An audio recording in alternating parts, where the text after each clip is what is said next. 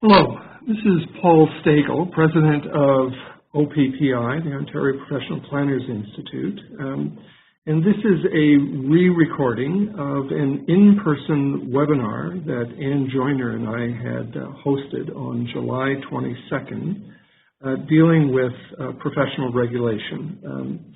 We're re-recording it for the best quality audio so that we can post it on our web.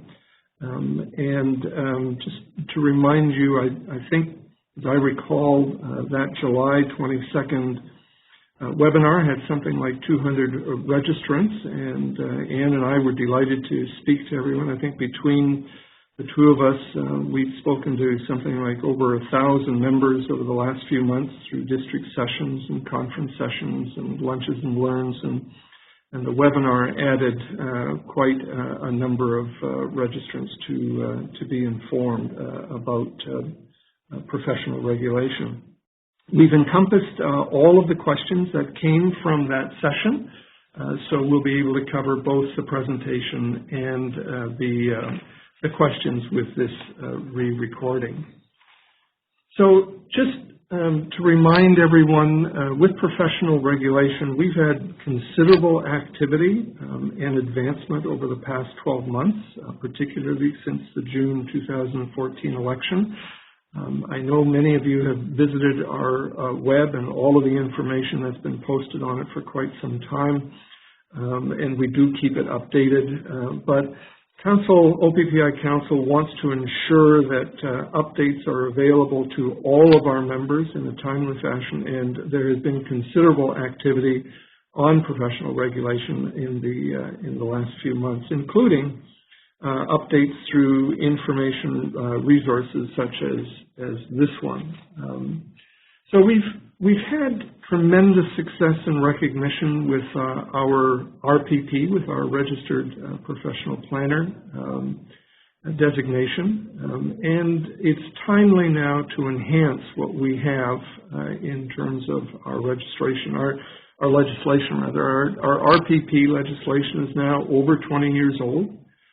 It was the first of its kind, and it resulted from considerable effort and leadership by the members, Ontario members in the early 1990s. It's now, interestingly, repeated across the country. I mean, most of the other provincial jurisdictions have legislation that is similar to the RPP. By my calculation, something like 97% of professional practicing planners have an RPP or an equivalent, and so it's time now to enhance what we have on two fronts. And that's really sort of the most common question that people ask is, why are we doing this?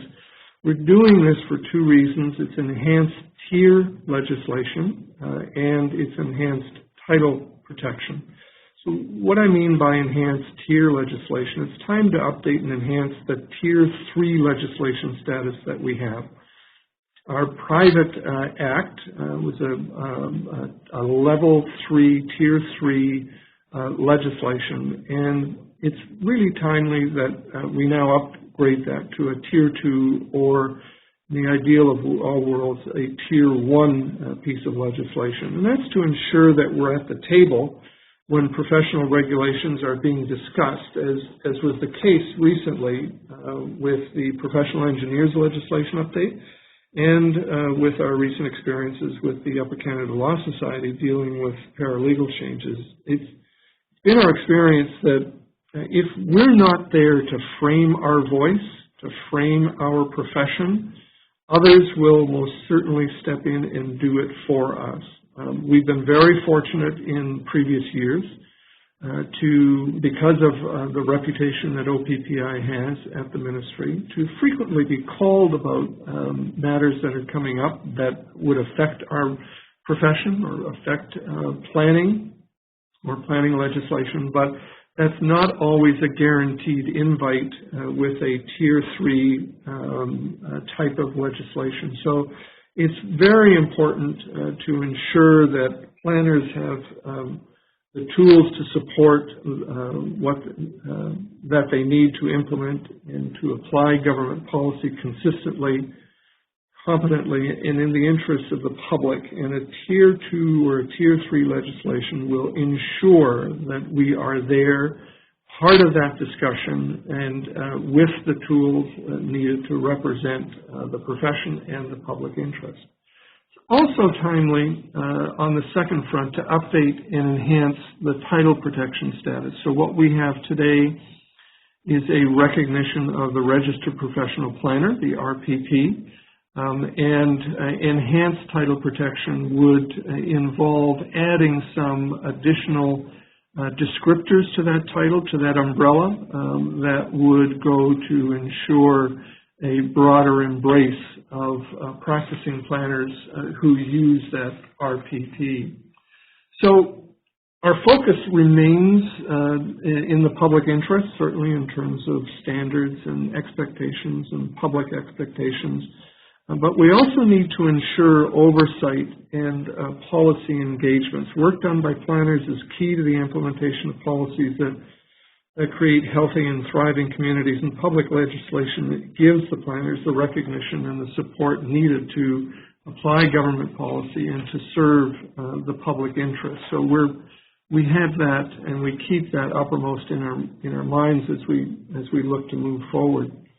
In terms of the framework for the proposed legislation, I've always prided myself in having mastered the zoning bylaw, like so many of us have in whatever form, but it's certainly been an experience for all of us when it comes to public legislation. Public legislation certainly works on templates, much like much of the work that we do, and as we've focused on the legislative template, our focus has brought us to the title enhancement, that Tier 2 title enhancement type of legislation.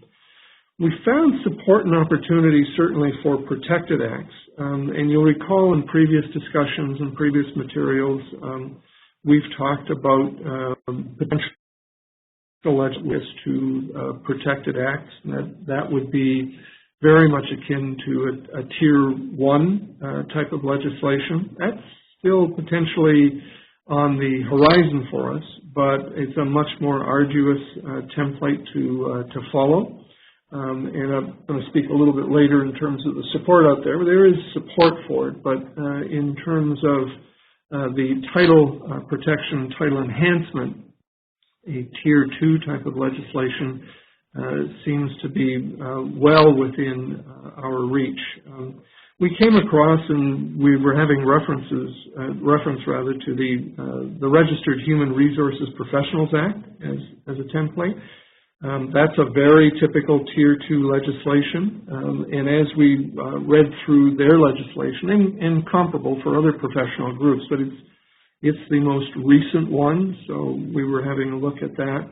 What we've really determined is that we're pretty much 90% of the way there in terms of how we're currently structured, and our governance, our discipline, our public member participation, ethics, membership standards, all of those elements. So how we would be structured within a Tier 2 type of legislation is pretty much where we are today, except it would be taken from a Tier 3 up to a Tier 2 legislation. The remaining difference, then, the primary difference would be that 10%, which is about title enhancement. So still operating under the umbrella of a registered professional planner, we would end up adding some titles such as, for example, city planner or municipal planner, urban planner, town planner, land use planner, regional planner, urban and regional planner, community planner, rural planner, development planner, professional planner. Generally, professional planner, unless there's a qualifying adjective or word between those words. So we're not going for wedding planners or event planners, that sort of thing. But any other name, title, or abbreviation or descriptor that implies or leads to the belief that the person is a member of or is qualified to be a member of the Institute. We would look to identify those titles, and those titles would be protected under the RPP designation and legislation. So Having come to a very reasonable example of an achievable Tier 2 form of legislation, we've re-engaged our public relations consultant from previous years, and with his assistance, we've been very active since June 2014. We've met with a number of provincial stakeholders, MPPs, ministers, minister, deputy minister, staff. Interestingly, we've met with all party interests, and the very encouraging and enthusiastic element is we've had all party support. We've had some wonderful responses about a number of the MPPs, or they describe themselves as wannabe planners, or they describe the objective as being like a no-brainer. This is exactly what the planning profession needs and what the province needs in terms of their provincial policies and interests. So we've been quite engaged. We've had considerable encouragement. We've had considerable guidance. We've come to the point now, in fact, where we're sort of coming circle and meeting again with some of these people on a second round. We're certainly back again meeting with our associated and allied colleagues, and again the feedback thus far is very positive. And the feedback and support has consistently had us moving forward. We've, in fact, come to the point where we're speaking with and looking for potential sponsors with very positive support and interest in that area. We're looking at engaging with Leg Council, so that's the Legislative Council, the legal department at the province, on what draft legislation might look like, on what draft legislation for us might look like, and again, in terms of coming to a determination as to acceptability and appropriateness. We've continued speaking to a number of people, and we're looking at refining a template or a draft of the legislation so that we can have that engagement with Leg Council, with the sponsor, and with moving forward. Actions going forward, we're, again, part of this webinar is to not only inform you, but also to ensure that you stay informed and that you inform others.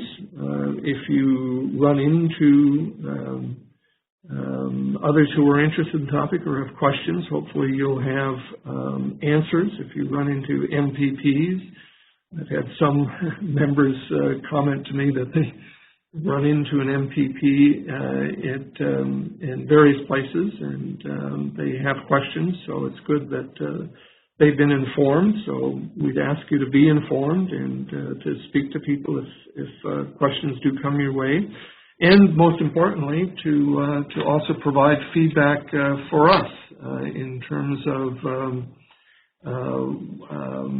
what you're hearing out there. We're not exactly certain sort of what the timing might be of having this legislation actually tabled and actually approved. It had been certainly my hope and objective coming into my term of office to see this completed within my term. It has had and continues to have a very high priority in terms of OPPI Council's priorities and strategic plan, and so there's a lot of activity that we continue moving forward on.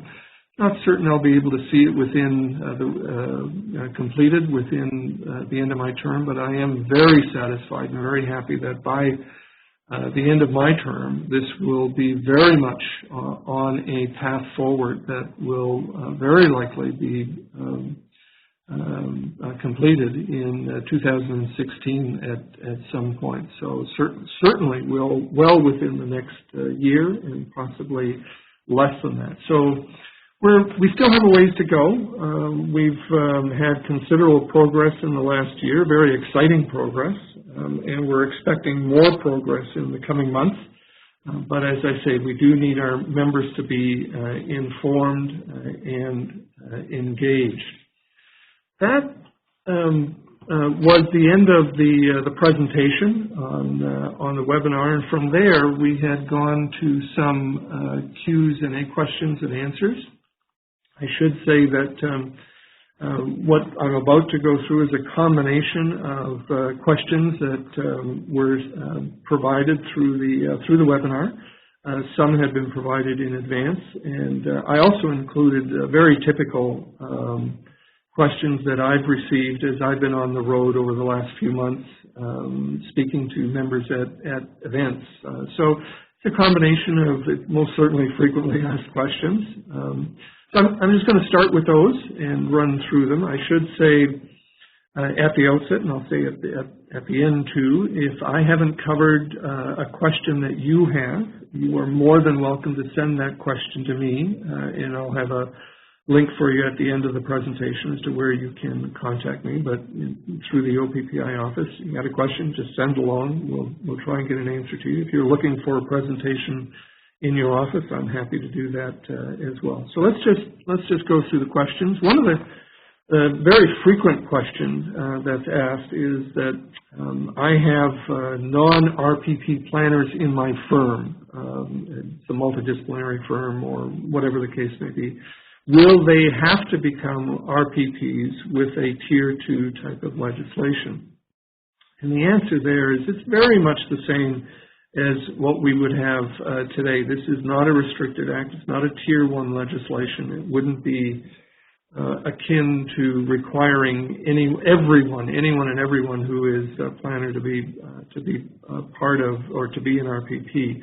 But the Tier 2 enhanced title model while it would be very similar to what we have today, there would be no restriction from practicing as a planner, but the individual just would not be entitled to use a series of titles, including RPP or any of the descriptors that we end up adding to the RPP. So some of the examples I gave earlier about city planner, municipal planner, town planner, regional planner, rural planner, that sort of thing. If there's a descriptor under the umbrella of RPP, the individual, if they're not a member of OPPI, would not be able to use RPP or that descriptor. So the circumstance is that it's very similar to what we have today. You can have people out there practicing planning, but who would not be an OPPI or an RPP. But like today, they just would not be able to use the RPP. We, of course, would hope that they would make the commitment to their colleagues and to the public to give the weight of an RPP to their work and to their opinion, and that they would join OPPI and RPP, but it would remain the same as it is today. One of the other very frequently asked questions is, will the new legislation change anything for me as a planner or for OPPI? And no, the answer is no. We already have in place all of the elements of a regulated profession that would be required, and that's in the form of a governance model, council committees, that sort of thing, membership standards, code of practice or ethics, the discipline process, CPL, liability insurance, public member on our board. We have all of those things in place now. None of that is going to change. What I've frequently added in that answer is if there is anything that would change is we already have a very good reputation and recognition among the public that we've gained over the last 20 years, starting with the 1994 legislation. If there is likely anything to change, it is that reputation will be enhanced with the public, and that's the sort of growth and movement forward that we're looking for. One of the questions from the webinar is why actually I think it's from one of the districts. I can't recall now. But why aren't we chasing a Tier 1 legislation? Well, that was certainly included in the package of options that we started with. And there are certainly some political supporters for that option, but that would entail likely a very full government bill, either as a standalone professional planning bill or perhaps as wrapped up with an update to some planning-related acts. But that would be a certainly much longer process. Any full government bill would be a much longer process. And I should say that that option hasn't been dismissed, but it's not considered a high likelihood option right now.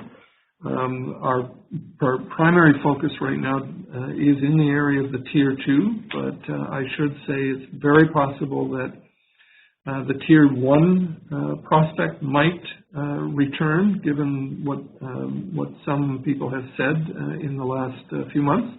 But as I say, our focus right now is on the Tier 2. Another question from the webinar was, would a Tier 2 membership be similar to membership in OAA? And again, as I understood the question there, no. OAA would be really much more akin to a Tier 1 legislation, providing for restricted acts. There's a practice description that the architects must adhere to in order to be an OAA member. To be a practicing architect, you have to be an OAA member to do that work. So the Tier 2 is contemplated as an enhanced title protection, where in addition to the RPP, we have titles or descriptors such as the urban planner, rural planner, environmental planner, that sort of thing. So it wouldn't be, it's not, the Tier 2 membership wouldn't be akin to an OAA membership as I understand it. Another webinar question was, will professional regulation change the process to become a member? And the answer to that is no. Nothing changes the path to becoming an RPP. Student membership, candidate membership, full membership, it all continues along the same path as it continues today. It's all through the PSB with membership standards through the PSC, the Professional Standards Board and Professional Standards Committee, all in partnership with the other PTIAs, the other provinces across the country, and with CIP for PSC. So there's nothing in the legislation that's going to change the process to becoming a member. One of the other questions from the webinar was how would titles be chosen by an individual, and would there be a chance to change one's title in the future? So there I need to clarify a little that it's not that you would use one of the other titles in lieu of the RPP. The regulated designation would remain RPP, Registered Professional Planner. That remains unchanged. The additional titles are simply those descriptors that are included under the RPP umbrella. That is, if you practice as in one of those titles, urban planner, rural planner, environmental planner, so on and so forth, you must also be an RPP, and you would use the RPP. So you have full flexibility in having your title or descriptor change. Alternately, you could also just be an RPP and not use one of those title descriptors in your profession or in your work. But it's just that if you use that title, you have to be an RPP. If you change the title, that's totally flexible and to your option. One of the other questions from the webinar was, how does professional regulation tie in with CIP's realignment? And that's actually similar to some other questions that I've had on the road. And that is, why doesn't CIP have a similar national regulation or legislation? So the answer to both is that professional regulation is a provincial authority. There is no opportunity for a federal or national legislation. There are no federal considerations. There are provincial designations, such as RPP. MCIP is an honorific that reflects membership in a national association. It's not a regulated, part of a regulated or legislative context. Having said that, there is an opportunity, and it is supported by all of our provincial colleagues, for a strong national umbrella group, providing a national voice on national interests. That's really what's going on with CIP and the realignment and the reboots as you're reading about. With planning for the future, CIP transferred all membership responsibilities to the PTIAs, and hence we now have the PSB and the PSC. All of that is effective as of 2012, but that too doesn't really affect professional regulation. Our 1994 RPP professional regulation was not tied to CIP. MCIP was a recognized honorific and relationship, but it's not tied.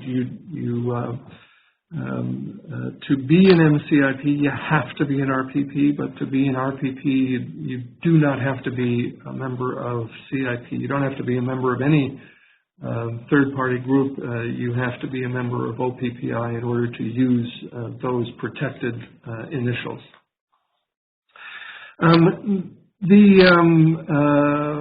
There was a related question about, will this increase my OPPI fees? And I guess that's somewhat similar to the earlier one about what will that, does that change anything for me as an individual? No. Because we already have, again, the governance and the professional structure in place, we don't see fees having to be increased directly because of this change. This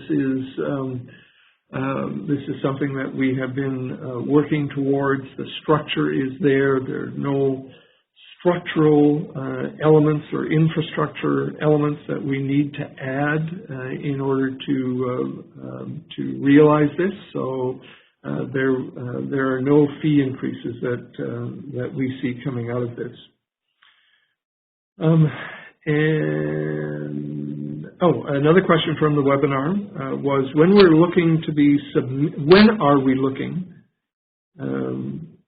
to submit the draft legislation, and who are we looking to sponsor the legislation? So timing isn't fully in our control. We continue to advance discussions with ministry staff, and including, we expect shortly, with Legislative Council, to advance a draft piece of legislation.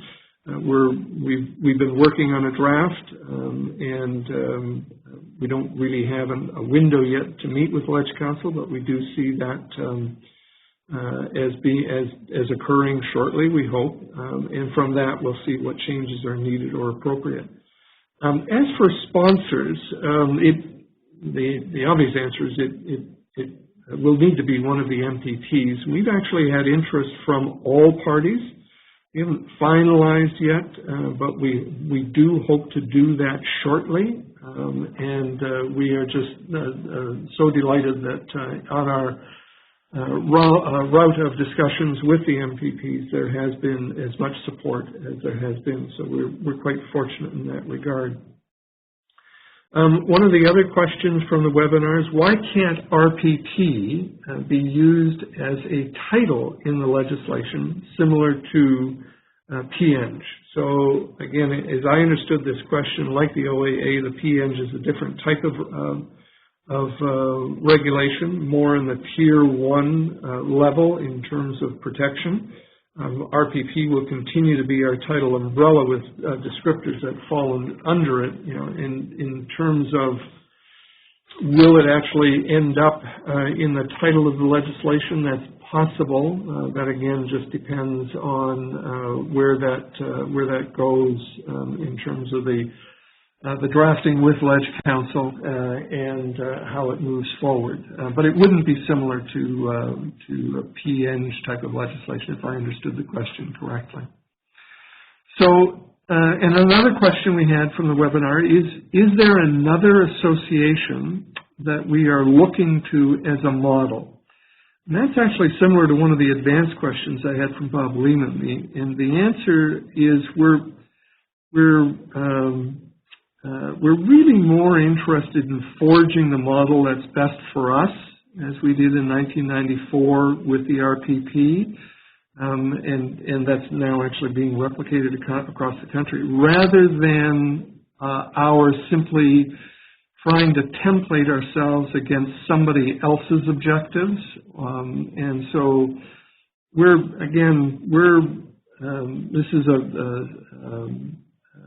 looking to frame ourselves, to frame our objectives in terms of planning. We're not looking to be like others. It's not about a Me Too type of legislation. I was reminded with the question. I was reminded about our 1994 naysayers asking why should we do this? Who else is doing it? That sort of thing. It's not about why. It's that today, like in 1994, we're celebrating that leadership and advancement by the members at large for what we see as our profession in the future, and as we see the challenges, the tools that we need to deal with our challenges in the future. So, no, we're not really looking to plate ourselves against somebody else. Just while I was on that question, I had been reminded Bob had also, in one of his advanced questions, also asked how much had OPPI budgeted over the next few years to address professional regulation. So I think I've mentioned earlier, professional regulation has really been an identified priority for OPPI Council for 2 strategic plans now. So it's not really that it's not merely a line item in the budget, but rather it's reflected as a priority in Council's action plans, in its operational plans, working with its committees, its district teams, staff priorities, and the like. So it's a priority and it's a commitment, and we are hopeful that we will see that completed sometime within the next few months, within the next year, certainly. Back to another webinar question, and that is, what can I do to help? No, I think actually that was one of the questions I came across during my travels. So as we're now in communication with the MPPs and other stakeholders, there will be opportunities for you to engage people you run into at functions, meetings, social events at the local market. I actually had, as I mentioned earlier, I had somebody say to me they had run into their MPPs, sort of a neighbor, and they ran into them at the market. And there had been a question about OPPI. So if you have opportunity, if the question arises, again, whether it's from an MPP or whether it's from someone else, hopefully you will be informed. By all means, engage them, see if you can answer their questions. If you can't answer their questions, by all means, forward them on to me, or if you have feedback, send that along to us. We encourage you to engage. We encourage you also to let us know what you're hearing. And so I always delight in that question, what can I do to help? That's very much appreciated. We also had a question about continuing consultation. Will the members be consulted about the final legislation? And yes, OPPI Council is committed to keeping everyone informed and engaged. So we're certainly looking at opportunities throughout the process of informing and engaging. I've been on the road at district events over the last several months. This webinar session is going to be added to our website resources on professional regulation so that members can access the information at any time. We will have a session, our 2015 conference, where Andrew Burry, Ann Joyner, and I will be updating everyone on the latest on professional regulation. That, mark it in your calendars, please. That'll be Wednesday, October 7th at the Allstream Center. So we're certainly Council is committed to continuing to inform and engage with our members as we move forward on this. And another, and this was our function, and that is Has there been any consideration for candidate members to use the RPP designation with provisional or candidate attached? And so there, my answer had to be that that's unfortunately directly not a professional regulation question. That goes much more to our membership process, PSC process, in terms of for a candidate member being able to use an RPP behind their name, but in some qualified fashion, which they're not able to do today. So the answer I gave was, while it's not related to professional regulation, it was something I was certainly happy to take under advisement and pass along, and we'll see if that can be something that our committee and the PSC committee might consider as they go. So those were largely the questions, and both Ann and I really appreciated the interest of the participants to give those questions. We've added those now to our list of questions that we've picked up. And again, I'm going to continue attending district events across the province as the opportunities arise. I look forward to seeing some of you at those events. I want to thank you for participating in this recorded portion of the webinar. I encourage everyone to stay tuned, stay informed. Please feel free to provide follow-up comments to me. Tell your colleagues to watch the OPPI website for upcoming news.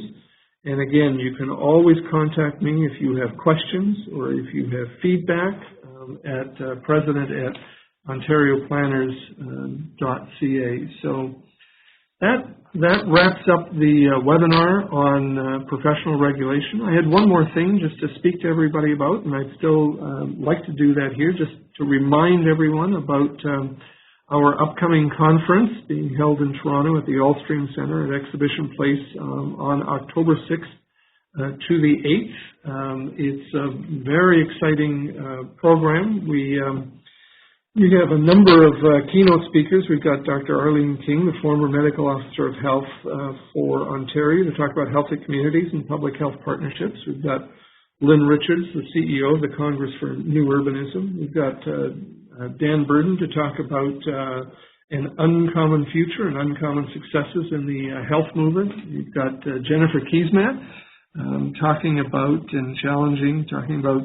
planners as lead, and with Steve Paikin, this is the session that I'm looking forward to.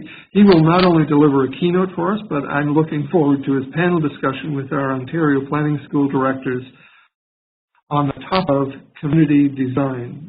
Having watched Steve over the years on TV, I think that's going to be a very engaging session. So there will be full-day design charrettes, networking events, interactive workshops, Ignite sessions to spark conversations on a wide variety of topics. We do anticipate this to be a sold-out event, and it's a great way to network with other planners and to earn CDL points. And again, you can visit ontarioplanners.ca/conference for more information. And just as a final note, hold the date for the 2016 Symposium, Healthy Communities and Planning in the Public Realm, which will be held October 5th and 6th in Hamilton, Ontario. So thank you very much, and stay informed, stay engaged. Let me know if you have any questions.